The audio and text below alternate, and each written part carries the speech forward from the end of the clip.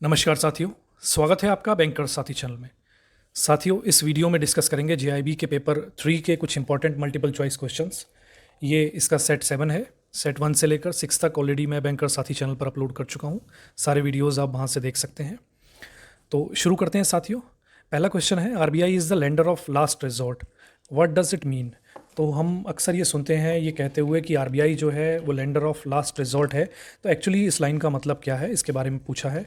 Options इसमें दे रखे हैं, आपको बताना है कौन सा सही है। तो पहला है कि RBI advances necessary credit against eligible securities. तो क्योंकि आरबीआई जो है जो एलिजिबल सिक्योरिटीज़ हैं उनके अगेंस्ट में नेसेसरी जो क्रेडिट है वो बैंकों को देता है, इसीलिए हम इसको लेंडर ऑफ लास्ट रिजॉर्ट करते हैं। सेकंड है, commercial banks give fund to RBI, कि कमर्शियल बैंक्स जो हैं वो आरबीआई को फंड देते हैं। थर्ड है, RBI advances money to public whenever there is an emergency, यानी कि आरबीआई जो है वो पब्लिक को एडवांसेस देता है, पब्लिक को लोन देता है जब भी कोई इमरजेंसी की सिचुएशन आती है। फोर्थ है, ऑल ऑफ दीज। तो साथियों, इसमें जो करेक्ट ऑप्शन है, आई होप कि आप सभी समझ गए होंगे, पहला जो ऑप्शन है वही करेक्ट है। क्योंकि आरबीआई को लेंडर ऑफ लास्ट रिजॉर्ट इसीलिए कहते हैं क्योंकि आरबीआई जो है नेसेसरी क्रेडिट देता है, जब भी ज़रूरत होती है उस समय क्रेडिट देता है against eligible securities. Next question है, what are the main features of SARFAESI Act 2002। तो सरफेसी एक्ट 2002 जो है वो एक लैंडमार्क एग्रीमेंट है, स्पेशली जब बैंक्स के जो लोन्स की रिकवरी की बात आती है, एनपीएस की रिकवरी की बात आती है, तो उसके बारे में पूछा है, उसके मेन फीचर्स के बारे में कौन कौन से हैं। तो ऑप्शंस दे रखे हैं, आपको बताना है इनमें से कौन सा सही है। पहला है, to put a legal system of securitisation. Securitisation का एक लीगल फ्रेमवर्क, एक पूरा लीगल सिस्टम जो है वो तैयार करना। सेकंड है कि फीचर जो सरफेसी एक्ट का, empowering banks and financial institutions to take position of the mortgage securities. Third है, to sell the securities without intervention of the court, बहुत इंपॉर्टेंट है।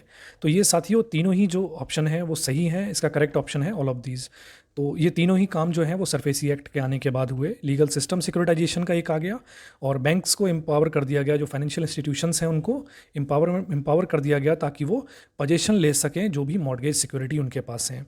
तीसरा है कि इसमें सिक्योरिटीज़ को बैंक सेल कर सकते हैं बिना कोर्ट की इंटरवेंशन के। नेक्स्ट क्वेश्चन है, विच of the following is correct. तो कुछ स्टेटमेंट दे रखे हैं, इनमें से कौन सा करेक्ट है वो आपको बताना है। पहला स्टेटमेंट है, the borrower can file an appeal with the DRT only after the secured creditor takes possession of the asset. तो जो सिक्योर्ड क्रेडिटर है, यानी कि जिसके पास वो जो सिक्योरिटी रखी हुई है और जिसके अगेंस्ट में उसने लोन दिया हुआ है, वो सिक्योर्ड क्रेडिटर जब पोजीशन ले लेगा एसेट का, उसके बाद ही वो पर्सन जो है वो डीआरटी में मूव कर सकता है। सेकंड ऑप्शन है, borrower can not file an appeal in the civil court. Third है, writ petition can be filed in the high court at any time. तो साथियों ये तीनों ही ऑप्शंस जो हैं वो सही हैं। इसका जो करेक्ट ऑप्शन है वो है option D, all of these. तो ये तीनों ही जो पॉइंट दे रखे हैं वो सही हैं। Next question, in which of the following acts the provision of mortgage of an asset are dealt with. तो जो मॉर्गेज के प्रोविजंस हैं कि मॉर्गेज किस तरह से की जाएगी एसेट्स की, तो उनके प्रोविजंस के बारे में किस एक्ट में बताया गया है। तो ऑप्शंस हैं इसके, transfer of property act, sale of goods act, negotiable instrument act, या फिर इंडियन कंपनी लॉ। तो जो मॉर्गेज के बारे में बताया गया है, मॉर्गेज और ऑफ एन एसेट के बारे में जो बताया गया है वो बताया गया है ट्रांसफर ऑफ प्रॉपर्टी एक्ट में। ऑप्शन ए इसका करेक्ट है। नेक्स्ट क्वेश्चन है, which section of IT act deals with the hacking of computer system and it's penalties. तो कौन सा आईटी एक्ट का सेक्शन है जो कंप्यूटर सिस्टम की हैकिंग और उनकी पेनल्टीज से डील करता है। ऑप्शन दे रखे हैं, सेक्शन 65, 66, 62 या 67। तो इसमें करेक्ट ऑप्शन है सेक्शन 66। नेक्स्ट क्वेश्चन है, mister A issues a stop payment instruction to his banker to stop payment of a cheque of ₹2 lakh, this is. तो कोई मिस्टर ए हैं जिन्होंने कोई चेक जारी किया था 2 लाख का, अब वो एक स्टॉप पेमेंट रिक्वेस्ट देते हैं अपने चेक के अगेंस्ट में बैंक में जाके कि इस चेक का पेमेंट ना किया जाए। तो ये इसको हम क्या कहेंगे। ऑप्शन है कि वो रिक्वेस्ट है, या इंटीमेशन है, एडवाइस है, या फिर मैंडेट है। तो इसमें साथियों जो करेक्ट ऑप्शन है, जब भी स्टॉप पेमेंट जो चेक का होता है वो एक मैंडेट होता है। ऑप्शन डी इसमें करेक्ट है। नेक्स्ट क्वेश्चन है, a negotiable instrument is endorsed as pay to mister A only. तो आपने देखा कि कई तरह के इंस्ट्रूमेंट्स, नेगोशिएबल इंस्ट्रूमेंट में कई तरह की इंडोर्समेंट होते हैं, और उन्हीं में से एक है जब कोई इस तरह से लिख देता है कि pay to mister A only, तो वो किस तरह का इंडोर्समेंट कहलाता है। तो इसमें ऑप्शंस हैं blank endorsement, restrictive endorsement, sense recourse endorsement या फिर endorsement in full.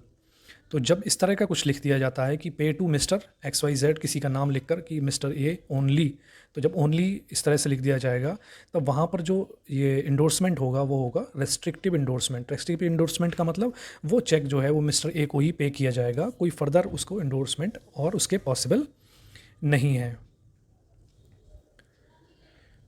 Next question है when an unpaid seller has made a part delivery of the goods he may exercise his right. तो कोई अनपेड सेलर है जिसने कुछ part delivery जो है वो कर चुका है वो गुड्स की, तो वो किस तरह का राइट अपना एक्सरसाइज कर सकता है। यानी कि अनपेड सेलर मतलब जिसको पेमेंट नहीं मिली, तो उसके पास जो राइट है उनमें से किस राइट को वो एक्सरसाइज कर सकता है। ऑप्शंस इसमें दे रखे हैं return on the reminder, second है of lien of the reminder, या sell off to any other person, या फिर नन ऑफ दीज। तो जब इस तरह का केस होता है, पार्ट डिलीवरी की गई है और अनपेड सेलर है, तो वो अपना जो right of lien on the remainder है उसको यूज़ कर सकता है। नेक्स्ट क्वेश्चन है mister A a transporter has been granted a loan for purchase of a truck, you may create which of the following charge. तो जब भी कोई व्हीकल जो है मूवेबल एसेट कोई है उसको उसके लिए लोन दिया गया है, तो किस तरह का चार्ज उस पर क्रिएट होगा। ऑप्शंस इसमें दे रखे हैं असाइनमेंट, मॉर्गेज, प्लेज या हाइपोथिकेशन। तो जब भी हम व्हीकल लोन कोई भी करते हैं, तो चाहे वो ट्रक हो, बस हो, कार हो, इस तरह के जब लोन होते हैं तो वहाँ पर जो चार्ज क्रिएट होता है वो होता है हाइपोथिकेशन का। उस व्हीकल को हाइपोथिकेट किया जाता है और जेआरसी बनाई जाती है, जॉइंट रजिस्ट्रेशन सर्टिफिकेट, जहाँ पर बैंक का नाम भी लिखा होता है। नेक्स्ट क्वेश्चन है for which of the following assets the charge hypothecation is not created. तो इनमें से किस पर हाइपोथिकेशन का चार्ज क्रिएट नहीं किया जाएगा, ये पूछा गया है। ऑप्शंस हैं लैंड, मशीन, स्टॉक या व्हीकल। तो साथियों जो भी मूवेबल एसेट होते हैं वहाँ पर हाइपोथिकेशन का चार्ज होता है, लैंड पर हाइपोथिकेशन नहीं होता है। लैंड पर जो चार्ज क्रिएट होता है, इमूवेबल जो प्रॉपर्टी होती है उन पर जो चार्ज क्रिएट होता है वो होता है मॉर्गेज का। तो लैंड पे हाइपोथिकेशन नहीं, मॉर्गेज होगा। नेक्स्ट क्वेश्चन है विच of the following is not a clause of memorandum of association. तो जो मेमोरेंडम ऑफ एसोसिएशन होती है कंपनीज़ की, तो उसमें कौन सा क्लॉज नहीं होता है। कई तरह के क्लॉज उसमें होते हैं, तो इनमें से कौन सा ऐसा क्लॉज है जो उसमें नहीं होता है, ये पूछा गया है। ऑप्शन है सिचुएशन, कैपिटल, सब्सक्रिप्शन या डायरेक्टर्स। तो साथियों इसका करेक्ट ऑप्शन है डायरेक्टर्स। डायरेक्टर्स का क्लॉज उसमें मेमोरेंडम ऑफ एसोसिएशन में नहीं होता है। तो साथियों इस वीडियो में इतना ही था। आई होप कि वीडियो आपको पसंद आया होगा। पसंद आया तो इसे लाइक करें, साथ ही शेयर करें हमारे सभी बैंकर साथियों के साथ जो जीआईबी एग्ज़ाम देने जा रहे हैं। मिलते हैं साथियों नेक्स्ट वीडियो में। Thank you.